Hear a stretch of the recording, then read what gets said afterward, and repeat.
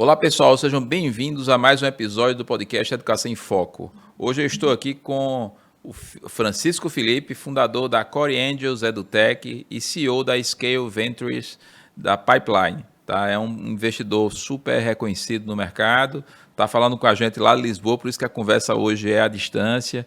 Felipe, seja bem-vindo aqui ao nosso programa, é um prazer tê-lo aqui. Muito obrigado. Felipe, Deixar de... a gente tem hoje, pelo menos é a minha opinião, tá? Eu não sou especialista no assunto, acho que você é a pessoa mais adequada até para falar sobre isso.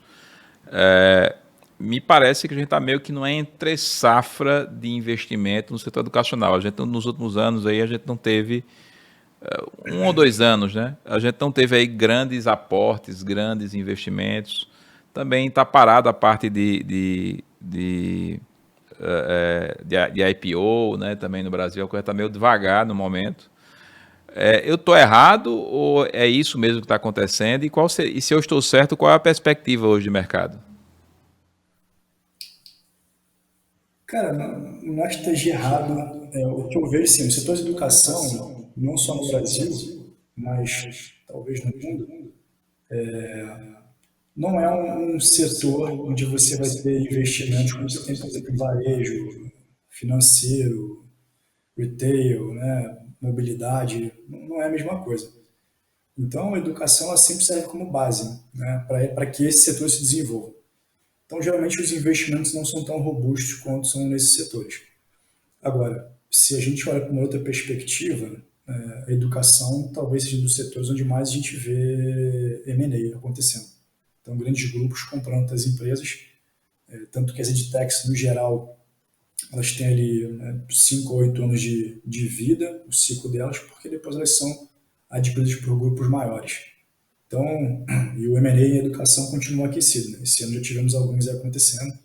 Tivemos depois uma pausa nisso nos últimos anos, porque todo o mercado se reconfigurou a partir daquilo que estava acontecendo no mundo todo, tendo perspectiva de pandemia, guerra, enfim. Afetou toda a economia, não só o setor da educação. E, obviamente, que os investimentos enxugaram por um tempo. Mas eu vejo que tem retornado o setor de educação, principalmente por conta do avanço daí das pesquisas com AI. Né? Então, acaba que todos os setores sendo transformados, a educação também será um deles sendo transformado. E para abastecer os outros setores, novamente precisa de educação. Então, acho que certamente teremos novas rodadas grandes aí do setor educacional nos próximos anos. Você vê hoje a inteligência artificial como talvez um motor, aí, uma mola propulsora para impulsionar novos investimentos, talvez, né? Felipe, mas assim, eu vou emitir também uma opinião pessoal aqui, a gente pode até discutir isso. Eu vejo a inteligência artificial como realmente algo extremamente inovador e que vai ser amplamente utilizado na educação também, bem como em outros setores.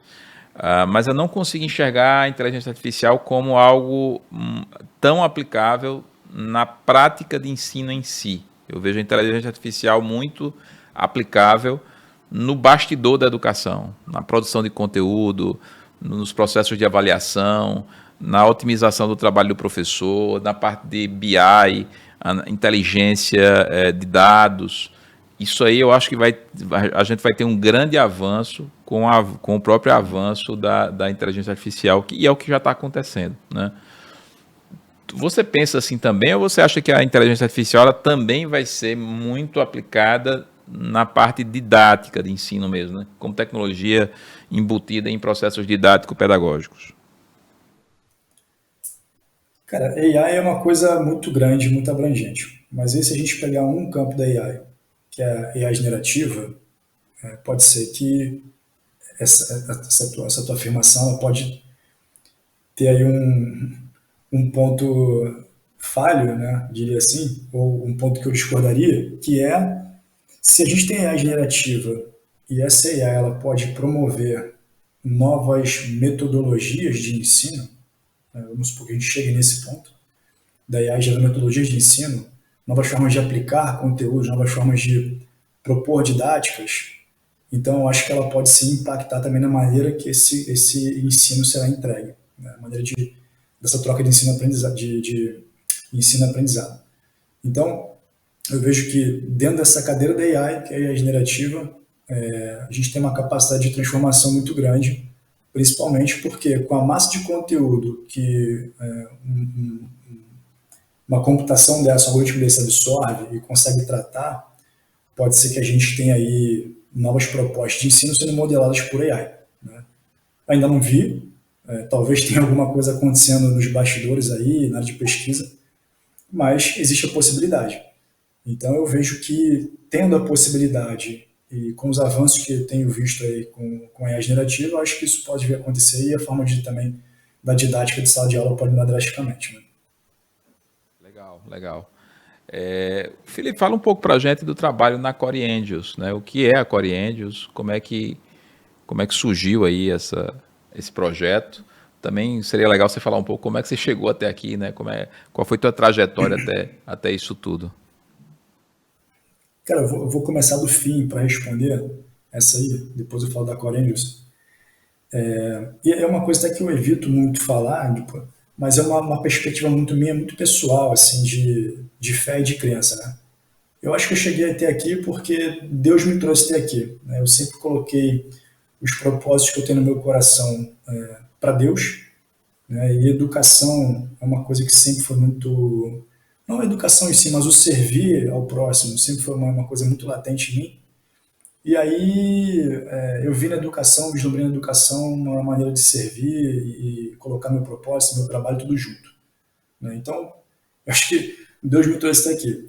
Da perspectiva do indivíduo, tirando a perspectiva da fé, eu creio que uma das coisas que eu sempre tentei fazer é ter a minha vocação, as minhas convicções, os meus propósitos alinhados com o meu trabalho. Né? Eu não, particularmente, não acredito muito que eu poderia ser ou estar feliz se eu não tivesse o meu propósito de trabalho alinhado totalmente com o meu propósito pessoal, minha vida. Né?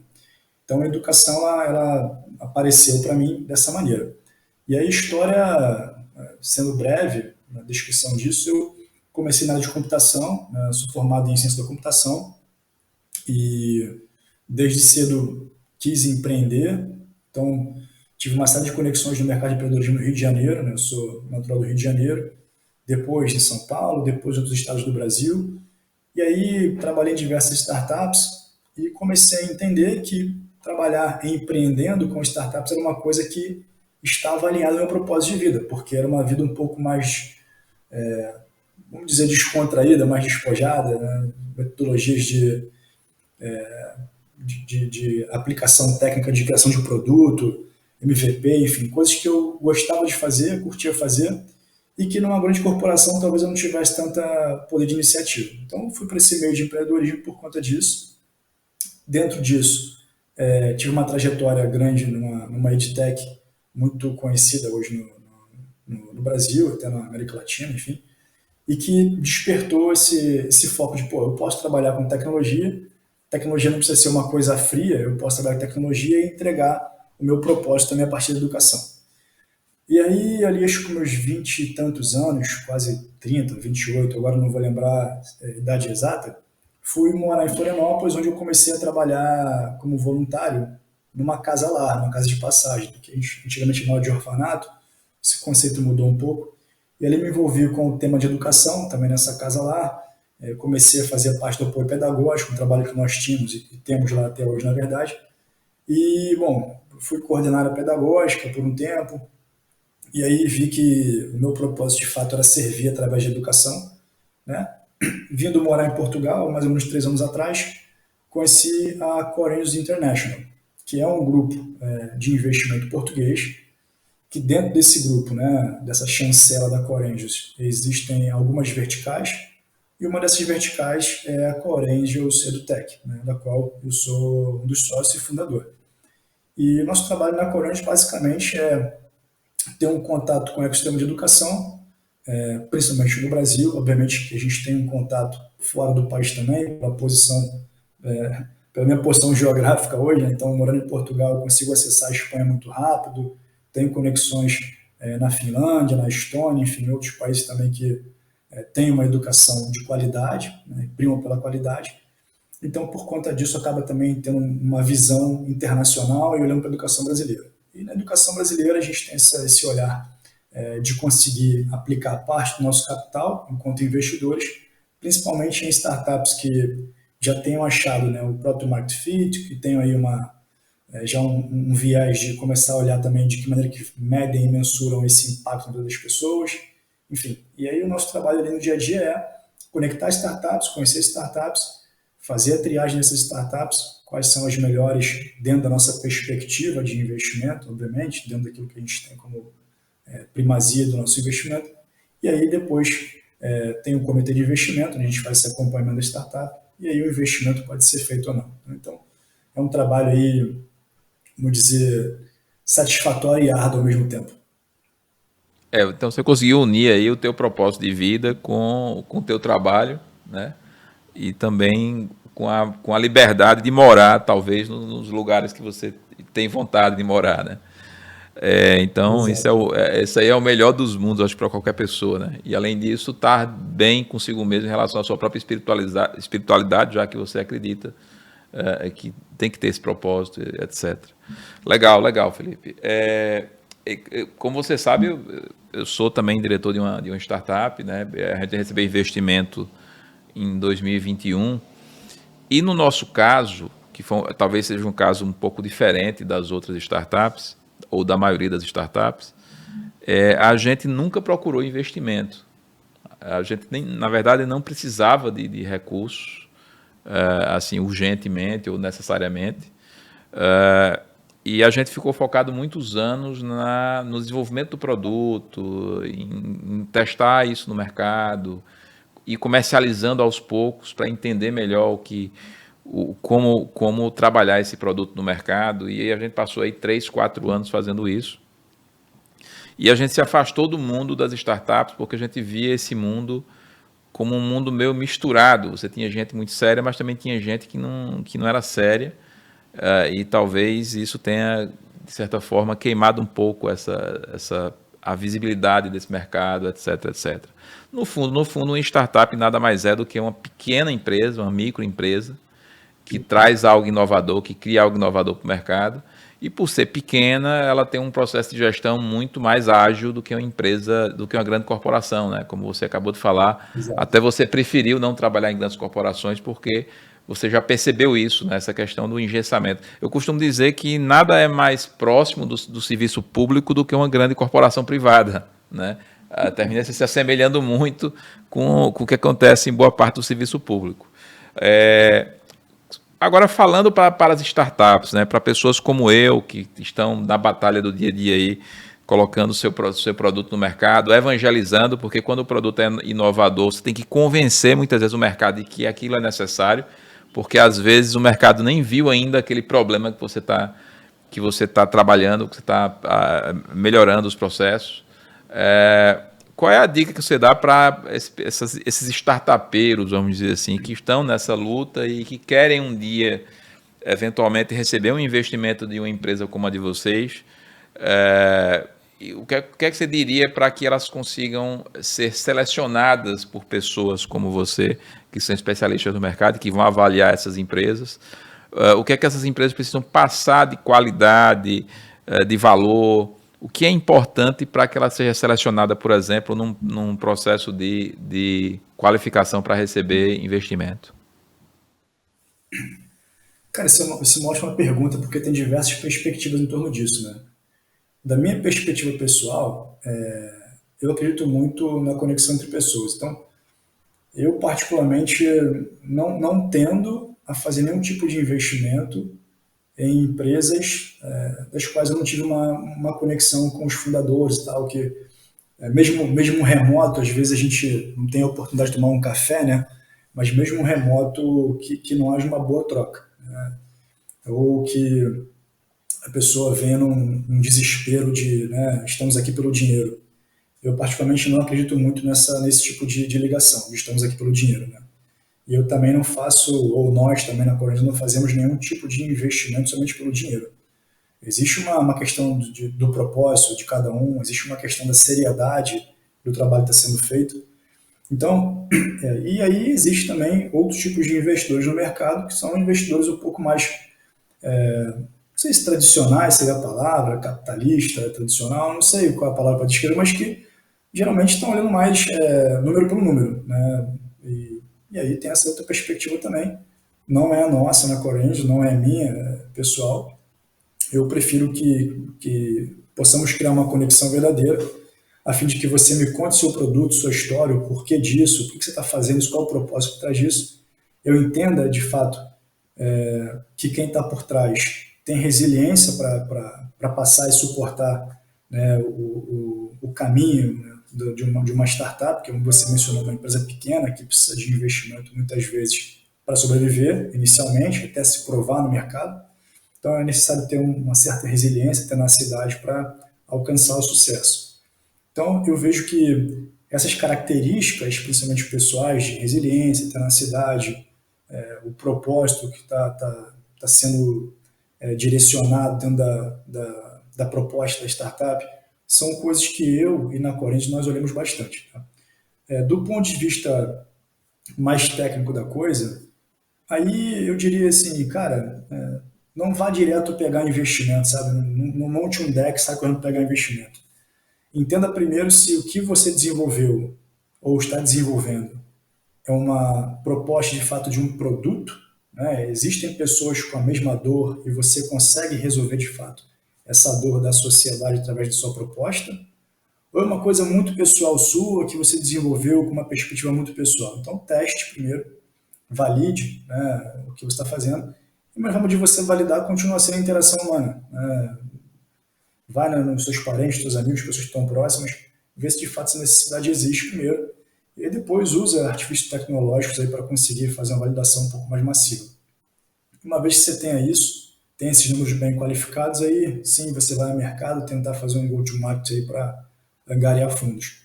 Mas antes disso, não. Né? E aí, na hora que você for angariar fundos, entenda que essa qualidade humana é necessário para que você também conquiste ali o respeito das pessoas, e entendo que isso para mim é o que tem mais valor antes mesmo de ter um produto excelente. Então, a minha perspectiva é essa. Pelo que você disse, o CPF ainda tem um peso muito grande, né? Quer dizer, vocês ainda olham, e eu acho legal isso, né? E foi o que aconteceu com a gente também. Eu percebi que tanto de um lado como de outro, né? Quando a gente foi verificar o grupo que estava querendo investir na nossa empresa, a gente olhou muito para as pessoas também, né? Quem eram os responsáveis por esse grupo, o que é que essas pessoas pensam, qual é o histórico delas no mercado. E quando a gente viu que eram pessoas sérias, do setor educacional, etc., a gente já vai desarmando, né? Porque quando você recebe investimento, você, na verdade, você está recebendo um sócio. Em toda a sociedade você tem cobranças de ambos os lados, de quem está investindo e de quem recebeu o investimento, cobranças e obrigações, né? E aí uma coisa que você falou aí eu achei interessante, existem investidores com características diferentes, alguns estão mais focados meramente no retorno do recurso, no recurso em si, outros estão mais focados no valor que a empresa está oferecendo, no propósito. Claro que tem que ter um balanço entre as duas coisas, mas quando a gente opta por receber um investimento de uma pessoa mais capitalista, né, que está focada só no retorno financeiro, só na planilha do Excel, é óbvio que a cobrança será só de números. Se você recebe investimento de um grupo de investimento que está focado não só na planilha do Excel, mas também na entrega de valor, provavelmente esse grupo de investimento não vai cobrar só números, ele vai cobrar também entrega de valor, entrega de produto, entrega do propósito que foi definido por ambas as partes, né? Eu acho que a coisa é por aí, né? Verdade. E, a gente, inclusive, tem uma matriz agora que está sendo feita. A gente está chamando de matriz ESG, não sei se esse é o termo melhor para identificar o que a gente está fazendo, mas é uma forma da gente mensurar de fato o impacto das investidas que nós temos ou nas que nós teremos na vida das pessoas na sociedade. Né? Eu não acho errado o cara investir olhando para o livro do Excel. Eu acho que são viés diferentes, perspectivas diferentes, mas no que tange educação, não sei, meio ambiente e tal, A gente precisa entender que os tempos são diferentes, os retornos são diferentes, né? E aí é muito difícil você conseguir enquadrar, né, múltiplos exorbitantes no setor educacional, no setor de meio ambiente, mudança climática, enfim, é diferente, né? E os tempos que as coisas acontecem também são diferentes, né? Uma mudança numa proposta educacional, num viés pedagógico, ela não acontece da mesma maneira que, de repente, acontece a digitalização de um sistema financeiro, né? Então, toda essa mudança dentro da educação, ela carece de mais tempo. Você está falando de um comportamento social que precisa ser testado, validado, a fim de ser depois multiplicado. Então, a educação, ela tem essa perspectiva de que ela não é só um produto, né? Então, não dá para eu simplesmente criar um produto educacional em larga escala, sair vendendo para todo mundo e achar que isso vai ser, né, a nova descoberta da pólvora. Então, a educação ela passa por um experimento social, por uma perspectiva de validação, adaptação, onde você tem diversos atores, né? Você tem a figura do professor, da instituição de ensino, da família, né, da sociedade como um todo, das regras sociais, do aluno, enfim. Então, você tem uma série de coisas aí que você precisa enquadrar e encaixar a partir do momento que você experimenta um produto e aí você consegue vender ele para o setor educacional. Então, todas essas coisas demandam muito tempo, a jornada de venda, a jornada de compra e venda do setor educacional é outra, enfim. Então, com essa perspectiva que a gente olha a educação, de que maneira que o impacto vai ser feito, obviamente, esperando algum retorno do investimento, porque acho que ninguém coloca dinheiro em nada, ninguém investe em nada se não tiver algum retorno também, né? Então, existe a perspectiva do capitalista, do capital, da troca pelo capital, mas também existe a perspectiva do impacto geral na vida das pessoas, que para nós é o que faz mais sentido. Perfeito. Eu entrevistei recentemente, Felipe, o ex-ministro da Educação de Portugal, Nuno Crato. Eu não sei se você já ouviu falar, já conhece ele. E ele, durante a entrevista, ele lembrou muito bem do case da Estônia aí na Europa, né, que seria um país que vem despontando aí com índices educacionais bem interessantes. E a gente falou muito sobre a queda nos resultados, principalmente no PISA, de países como Finlândia, né, aqueles países nórdicos que surpreenderam no PISA, principalmente no início dos anos 2000. Já que você está aí na Europa, né, deve ter contato com startups de outros países, enfim, setores educacionais em outros países. Qual é teu case educacional hoje no mundo, né? Qual é o lugar que está te chamando a atenção ali por estar trazendo resultado e ao mesmo tempo inovando dentro da educação? Cara, tem diversos países que a gente pode olhar e dizer que são case, tem diversos países que a gente pode. São diversas iniciativas, né? E se a gente olha somente o número, a estatística a partir do PISA, a gente vai continuar achando que são ali a China e as províncias ao redor da China, Singapura, Hong Kong, enfim, esses países que estão, hoje são os primeiros do PISA, se não me engano. A Estônia, que acho que está na quarta posição, mas acho que é o primeiro da Europa, né? E a Finlândia, que vem logo na sequência, em quinto ou sexto ali. Então, certamente são os países que são os mais promissores em termos educacionais. Mas existem diversas outras tantas iniciativas aí que a gente pode enumerar. Eu acho, por exemplo, que o Brasil, em matéria de, quando a gente fala de, sei lá, equidade, inclusão e tal, essa discussão é muito forte dentro do Brasil e ela é uma discussão muito importante, muito pertinente, que a gente leva, acho, muito a sério no Brasil. Apesar de ter diversas dificuldades em termos de política pública, enfim, investimentos na área, tudo que a gente pode discutir em termos de avanço de iniciativa público-privada no Brasil, mas é uma discussão muito a sério no Brasil. E que os países da Europa, por exemplo, têm enfrentado esse problema, né, principalmente pelas ondas migratórias agora, quer dizer, agora não, mas as mais recentes foram bem pesadas, né, por conta de mudanças climáticas, insegurança alimentar, guerra, enfim. Então, tudo isso trouxe também uma série de imigrantes para a Europa. A Finlândia, como você falou do país nórdico aí, está na terceira migração de somalis, né, então é difícil incluir essa população na sociedade, na educação finlandesa. Não falam inglês perfeitamente, muito menos o finlandês, não tem acesso a mesmo, tem um choque cultural. Então, existem problemas educacionais nesses países que talvez os países latino-americanos já tenham ou resolvido ou estão com uma discussão um pouco mais acalorada nesse tema. Agora, se a gente olha uma perspectiva mais técnica da educação, da proposta educacional, certamente dentro da Europa eu ainda acho que a Estônia é um país que, cara, desponta certamente, porque pode falar, amor, mas a Estônia é um país super pequeno, não dá para comparar. É, a gente pode ter esse argumento, mas a Estônia envolve a sociedade nas discussões educacionais e existe na Estônia uma agenda educacional. Independente do governo que está sendo proposto, existe uma agenda educacional. Né? Não só na Estônia, mas em outros países também da Europa. Então, eu acho que isso, para os países que estão despontando, como a China despontou, enfim, a principal perspectiva, a principal diferença é que existe uma agenda educacional. A educação é levada de uma maneira que permeia toda a sociedade e que é para a sociedade, né? Não é muitas vezes para uma campanha política, para uma discussão política, mas sim para a sociedade.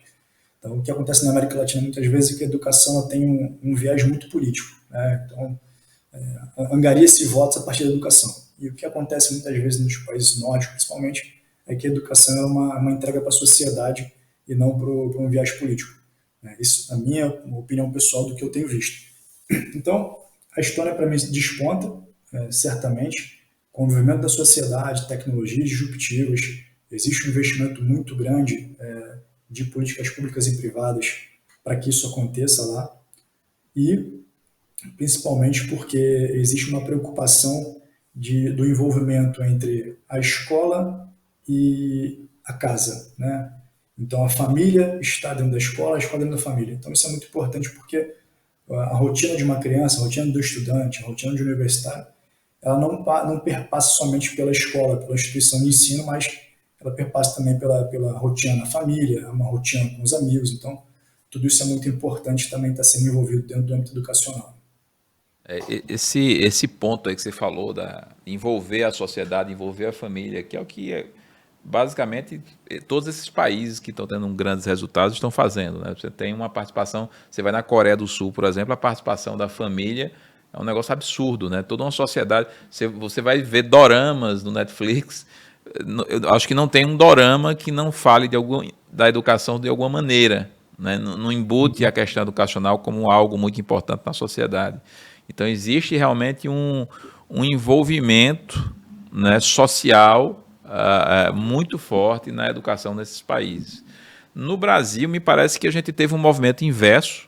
Eu não sei se a gente está começando a reverter isso, mas o que a gente vê no Brasil é um aumento da terceirização da educação, né?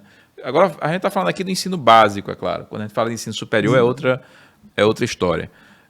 Mas no ensino básico, a gente tem cada vez mais as famílias terceirizando responsabilidades que seriam delas próprias para as escolas, e é óbvio que vai chegar um momento que a escola não vai suportar tantas responsabilidades, né? Não tem como ela dar conta de tudo, até porque o jovem ele vai passar boa parte da sua vida em casa, não é só na escola que ele vai viver a vida. Então, fala-se muito em ampliar a carga horária e muito com enfoque de terceirizar essa educação. Você tem visto hoje tecnologias educacionais com o intuito de reverter isso, de trazer para dentro da educação as famílias, a sociedade de maneira geral? Tem sim, esse ponto é bem legal, porque tem um provérbio africano, se não me engano, que fala que é preciso uma tribo para educar uma criança, né? Então, ou seja, é necessário um movimento da sociedade como um todo para educar um indivíduo. E quando a gente segrega isso ou delega isso somente para uma instituição, acaba que a gente está perdendo parte importante daquilo que é a educação. Indo nessa linha da sua pergunta, de tecnologias educacionais que promovam essa conexão, eu tenho visto algumas, diversas na verdade, que têm tentado hoje em dia, né, municiar pais para que consigam ter melhores interações com seus filhos, né? E aí, a partir disso, a escola também é informada de como está aquela interação e ela consegue também criar atividades específicas, muitas vezes, para a criança. Obviamente que esse tipo de tecnologia não está disponível a todos, né? Então, acaba que no Brasil, por exemplo, que a gente tem os 80 e poucos por cento da educação sendo pública, acaba que a gente não tem, né, esse poderio todo de investimento para que, ou deveria ter, para que essas tecnologias também acessem a maior parte da população. Então a gente acaba ficando muito restrito, mas sim tenho visto, tem várias tecnologias em Portugal, conheço duas startups que estão fazendo isso de maneira muito bacana, inclusive agora estão expandindo para a África, para países africanos também, entregando como um bom serviço para o governo de alguns países da África, esse tipo de interação. Estônia e Finlândia tem bastante disso, países nórdicos tem bastante disso.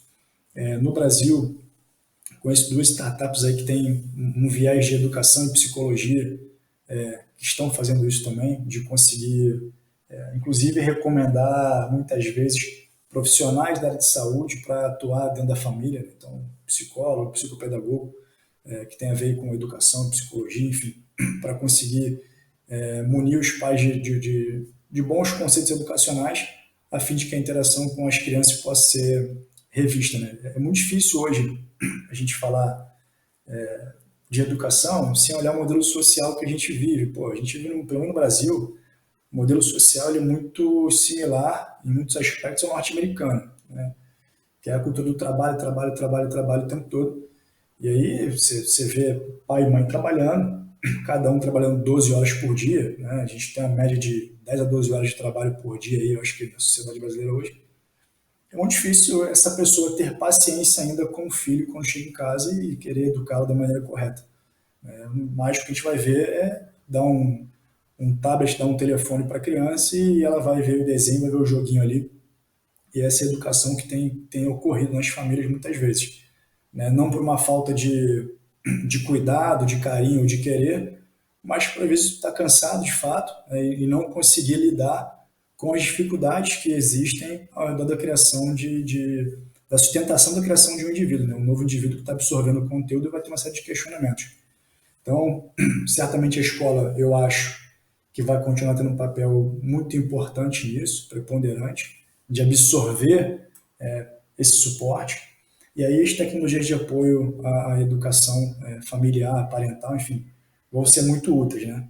E aí eu tenho visto, sim, cada vez mais isso avançando, evoluindo, e espero que no Brasil, principalmente, no ensino público também possa adotar esse tipo de tecnologia, porque tem muito a contribuir. Legal, legal, eu concordo com o que você falou. Acho que o contexto social hoje brasileiro, né, essa cultura que a gente tem hoje no Brasil, parecida com a americana, inclusive, como você falou, ela dificulta muito essa assistência familiar, né, no setor educacional. Felipe, no começo do ano eu fui aí que eu falo na Europa, em Londres, e visitei algumas escolas. Fui também num evento educacional que você deve conhecer, a BET UK. E dei uma passeada pelo evento, fui ver as empresas aí da Europa que estavam expondo aí na Europa e assim, para minha surpresa, grata surpresa, por sinal, eu não vi nenhuma empresa ou nada tão inovador ou mais inovador do que aquilo que a gente faz no Brasil, né? Me parece que o mercado de EdTechs no Brasil, ele não fica por baixo em nenhum momento do que sobre o que está acontecendo na Europa em termos de inovação tecnológica na educação. Pelo menos foi a minha visão desse evento. Eu não sei se tem outros eventos que trazem coisas muito diferentes do que eu vi. Também observei que nas escolas inglesas, que é uma educação também de alto nível aí na Europa, e super tradicional, eu também não vi a inserção de muita tecnologia nas escolas. No máximo tinha uma lousa digital, mas todo o resto era feito manualmente. Praticamente não há uso de telas ou de qualquer equipamento mais tecnológico junto com as crianças, no caso das escolas. Enquanto que no Brasil, quando a gente pega, por exemplo, o ensino superior, a gente já tem um trio, que eu chamo trio de sucesso da educação no ensino superior, que é toda a universidade tem um ERP, que é um sistema de gestão acadêmico administrativo. Toda a instituição de ensino superior deve ter um sistema de avaliação, como o nosso aqui da Questione, e tem um LMS, uma plataforma de educação à distância muito bem estruturada. Então, quando a gente observa, né, o contexto tecnológico do ensino superior brasileiro, ele já está bem mais avançado do que muitos países, como o México, por exemplo, até até os americanos sobre algum aspecto. Quando a gente olha para a educação básica, também você não tem tecnologias tão robustas quanto tem no ensino superior do ponto de vista pedagógico e administrativo, mas tem muitas tecnologias satélites, muitos aplicativos, né? Você vai na escola, tem um aplicativo de fila, de agendamento para o pai pegar a criança na porta da escola, tem um monte de tecnologia periférica já permeando o ensino básico. E eu já fiz essa previsão aqui, eu acho que as mesmas tecnologias que estão no ensino superior, que são os ERPs, os sistemas de avaliação e os LMS, eles vão migrar também para o ensino básico, porque no Brasil as coisas no ensino básico elas acontecem um pouco depois do que acontece no ensino superior. Qual é a tua visão sobre isso? A minha percepção, você acha que está correta? Quer dizer, as edtechs brasileiras elas realmente estão muito bem, esse mercado no Brasil ele está relativamente bem avançado em relação a outros países, ou foi só uma impressão minha? Cara, eu vou um pouco mais além, porque eu acho que o mercado de empreendedorismo no Brasil não perde para lugar nenhum no mundo. Tá? O brasileiro é muito criativo, o brasileiro está acostumado a resolver muitos problemas complexos. A gente tem resposta em tempo hábil para tudo. Né? A gente tem o sistema bancário brasileiro, em termos de fintechs, cara, não conheço uma fintech na Europa aqui que vem bater de frente com o que a gente faz no Brasil hoje, temos de fintech. As health techs no Brasil são muito boas, né? Os tantos mercados aí, as green techs, enfim, que estão surgindo, né? O Brasil desponta nisso aí. Então, e aí na educação é diferente. Eu não vejo que o brasileiro perderia em nada em termos de inovação para nenhum país americano, para nenhum país norte-americano, para um país do norte da América e nenhum país europeu. Agora, o que a gente perde talvez seja na maneira de incentivar isso. Né? A gente não tem muitas políticas público-privadas, muitas iniciativas a fim de fomentar o empreendedorismo cada vez mais e a fim de fazer com que esse dinheiro chegue no empreendedor para que ele de fato tenha a coragem de empreender cada vez mais, sabendo que ele tem uma segurança financeira também por trás. Né? Então a gente vê rodadas de financiamento de startups que tiveram uma retração, e aí a gente vê a inflação alta, a taxa de juros alta, e como é que esse cara vai empreender? Difícil, né? Ele precisa de um salário e tal. Então, muito mais uma questão da qualidade do país em termos de política, de incentivo, do que muito mais de qualidade das startups e do setor de inovação. E certamente os países, como você mencionou, Inglaterra, Escócia, os países nórdicos, enfim, eles têm uma perspectiva da educação, principalmente aconteceu na Suécia recentemente, de que a educação não deve ser 100% digital, não deve ser cheia de aparatos tecnológicos, mas ela tem mais um fator humano, né, e como tem que ser de fato. E a tecnologia ela vem para ser um suporte, um apoio para que as coisas aconteçam a fim de serem metrificadas, a fim de ter uma entrega mais ágil para o professor, a fim de que a família seja envolvida nesse processo. Isso é muito mais interessante, né, no meu olhar para a educação, do que a gente ter todo um aparato tecnológico que segrega professor e aluno de aluno, né, que distancia as pessoas. Então, eu acho que esses países também tendem a olhar para isso e não investir tanto em tecnologias dentro de sala de aula o tempo todo. Né? Assim como a gente tem visto em outros países do mundo que tiveram essas iniciativas e tem validado que isso, de fato, não é uma iniciativa promissora. A Suécia fez isso, né? Foi digitalizar todo o ensino e depois viu que uma série de skills se perderam, principalmente a qualidade de leitura, a qualidade de conseguir construir frases complexas. Isso foi se perdendo ao longo do percurso, porque o mundo digital traz uma série de facilidades de escrita e leitura, de perspectiva de digitar coisas e não de escrever coisas, que vão mexer também com funções motoras, enfim. Então, a Suécia tem um passo atrás, um grande passo atrás, e outros países também observaram isso e também deram esse passo atrás. Então, a tecnologia ela vem muito como um apoio ao negócio da educação, e muito mais como esse apoio, não como a força motriz da educação. A força motriz da educação, na minha opinião, vai ser sempre a relação humana. Né? Então, e aí, olhando para a segunda parte do teu questionamento, que vai ao encontro de o que acontece no ensino superior, depois acontecerá na educação de base, Pode ser, mas existe também, dentro do ensino superior, uma perspectiva de formar pessoas para a indústria, né? Então, olhando para esse lado, talvez nem tudo que a gente consiga implementar no ensino superior vá caber na educação básica, né? A gente não está formando pessoas para a indústria na educação básica. Pode ser que em algum momento isso aconteça, porque cada vez mais a gente vem precisando formar pessoas e profissionais para atender demandas de mercado, então pode ser que em algum momento, desde a educação básica, a gente venha atuar dessa maneira, a fim de que as pessoas venham se formar para serem futuros profissionais e a chegar no ensino superior com uma base um pouco melhor. Então, pode ser que isso aconteça. Uma outra perspectiva também é que cada vez mais as aquisições vêm acontecendo no mercado educacional.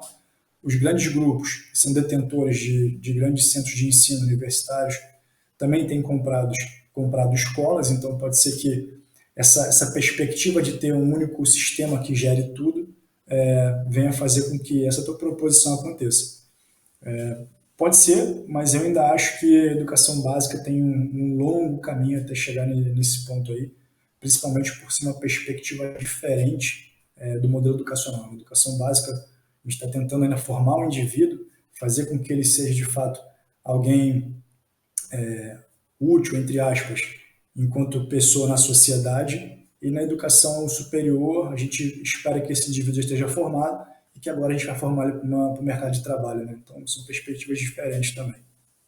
Sim, sim, sem dúvida, sem dúvida. São mundos completamente diferentes, né? Na educação básica, complementando o que você falou, você tem seres quase que totalmente dependentes de outras pessoas, né? No ensino superior, você tem seres indivíduos que tomam decisões por si próprios.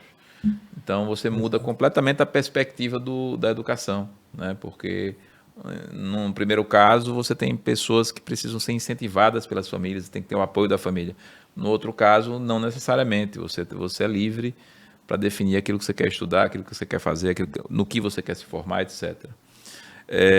Felipe, eu queria trazer o seguinte tópico aqui, né? Falar um pouco da Core Angels. Vocês já têm empresas investidas? Como é que está a perspectiva de vocês? Vocês pretendem fazer rodadas de investimento no futuro próximo, no Brasil ou aí na Europa? Como é que está as perspectivas de vocês para esse ano? Cara, eu sou um sonhador, assim, eu sou meio.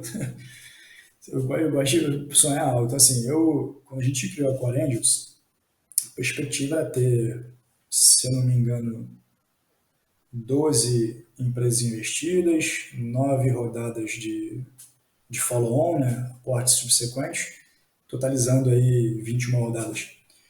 E esse é o caminho, a gente está mirando isso, né? Temos já algumas investidas, temos uma agora em fase de diligência, inclusive. Fizemos um comitê no mês passado. A ideia é fazermos mais 2 comitês de investimento esse ano.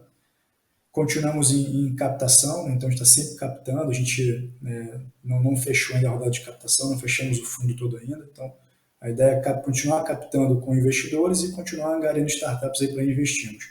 Com esse objetivo de termos aí 12 investidas, né, 9 rodadas de follow-on, com 21 rodadas no total. Um ticket médio que pode variar, na nossa perspectiva, de 300 a 500 mil reais. São rodadas que a gente chama de pre-seed e tal. Pode ser que a gente entre numa rodada seed em algum momento, mas essa é a perspectiva olhando para o Brasil, né?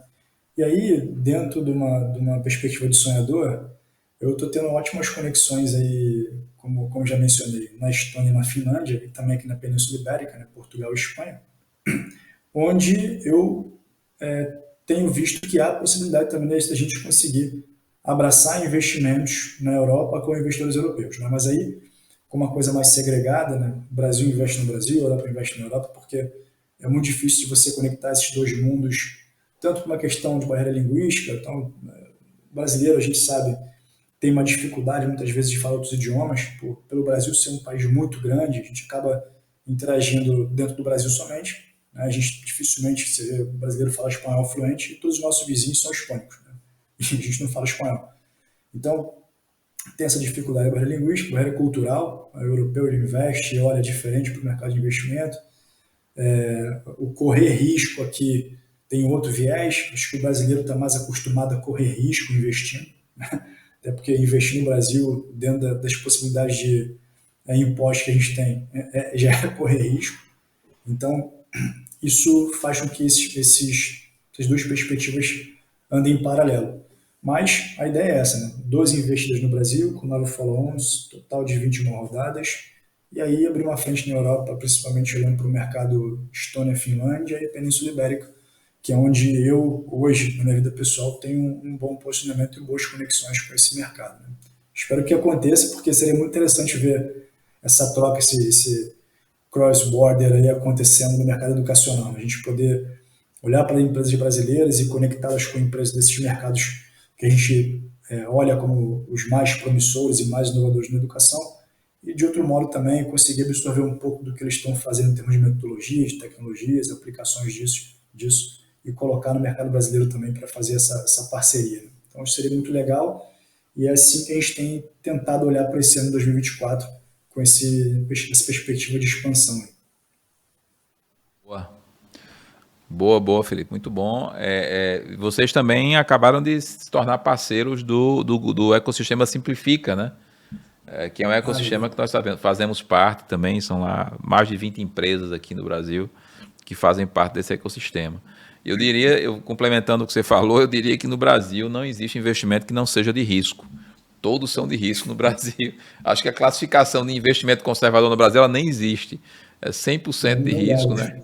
Acho que o investidor aqui ele já está acostumado com o risco de tal forma que quando ele chega na Europa ele nem acredita do conservador. Uma derrota é difícil, né?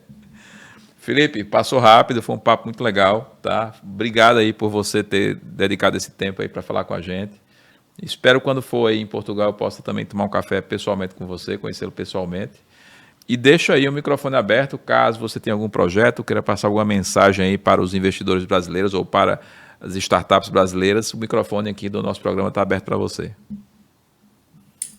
Cara, eu que agradeço. Você falou do Simplifica aí, né, que nos possibilitou estar conectado agora, da Fernanda Furuno, que super gente boa e também tem feito um trabalho muito legal na educação, pela educação, conectando empresas e investidores, enfim. Eu acho que vale a pena os investidores e as empresas de educação ficarem atentos também no que a Fernanda está fazendo. Então, eu agradeço pela oportunidade de estar aqui conversando com vocês. Agradeço também pela oportunidade de falar um pouquinho da minha perspectiva, da visão que eu tenho sobre educação e dos investimentos nessa área. E quanto à mensagem, cara, assim, eu tenho algumas coisas que eu tenho pensado ultimamente, né? Uma delas é que talvez o investidor brasileiro, nós como investidores brasileiros, tenhamos ficado por muito tempo aí olhando o que o americano fazia, né, ou como ele fazia. O que não é ruim, porque os caras são bons, fazem muitas coisas interessantes, propuseram muitas coisas de inovação que são muito legais, mas acho que está no momento de a gente criar uma cultura de investimento um pouco mais nossa, um pouco mais do brasileiro, com a cara do brasileiro, né, sem estar tanto olhando algumas métricas que para mim não fazem muito sentido, TAM, SOM, SAM, tal, esse monte de sopa de letrinhas que a gente tem aí, que, cara, dentro do viés do Brasil não faz tanto sentido, porque a gente não tem uma cultura de criar empresas para ser global. Então, já começa por aí. Então, vamos olhar para o nosso mercado e entender o que o mercado a gente precisa. A gente tem muita matéria-prima, né? Então o Brasil exporta muita coisa interessante. A gente está falando de green tech, de energia limpa, recurso hídrico, hidrogênio verde, cara, sistema educacional que a gente tem aí uma série de perspectivas de inclusão, de menos segregação e tal. Então, são coisas que são originais do Brasil e que devem dar mais valor. Eu acho que o investidor brasileiro, ou aquele que investe no Brasil, precisa começar a criar esse mindset, essa perspectiva de que eu não preciso ser igual ao que fazem lá fora, eu tenho que fazer o meu aqui. Na hora a gente pensa dessa maneira.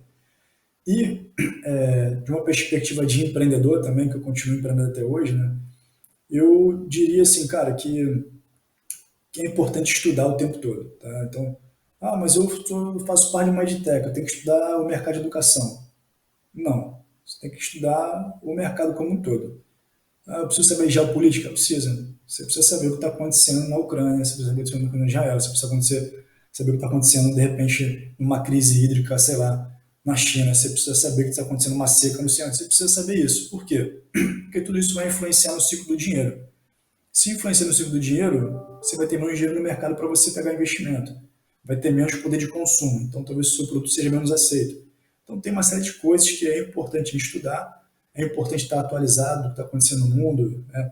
Eu sou um fã de ler jornal. Eu leio jornal digital, mas eu leio até hoje. Então, todo dia de manhã eu tenho minha rotina aqui de leitura, que é, cara, eu leio 4, 5 jornais.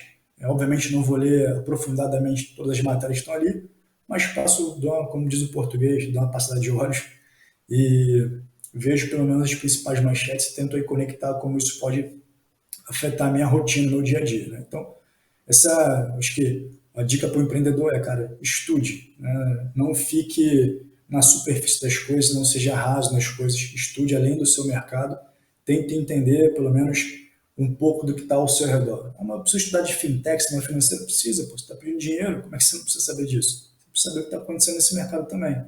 Então, se tiver que deixar uma mensagem, é essa aí. Boa, boa, Felipe. Não poderia ter deixado a mensagem melhor, né? É o que eu falo também. Se você vai trabalhar com educação, tem que estudar pedagogia, tem que estudar o que é o processo de trabalho do professor, além de todas essas outras coisas que você está falando aí, porque tem gente que está criando solução tecnológica para a educação sem estudar educação, por incrível que pareça. Isso Exato. existe. E às vezes a tecnologia ela parece encantadora, ela aparentemente parece ser algo que vai inovar e que vai gerar resultado, mas se ela não foi baseada em processos pedagógicos, ela não vai dar resultado nenhum, né? Felipe, muito obrigado aí pelo seu tempo. Foi um prazer tê-lo aqui no nosso programa. Até a próxima. Pessoal, Agradeço até o novamente. próximo Foi bom Educação em falar Foco novamente. podcast.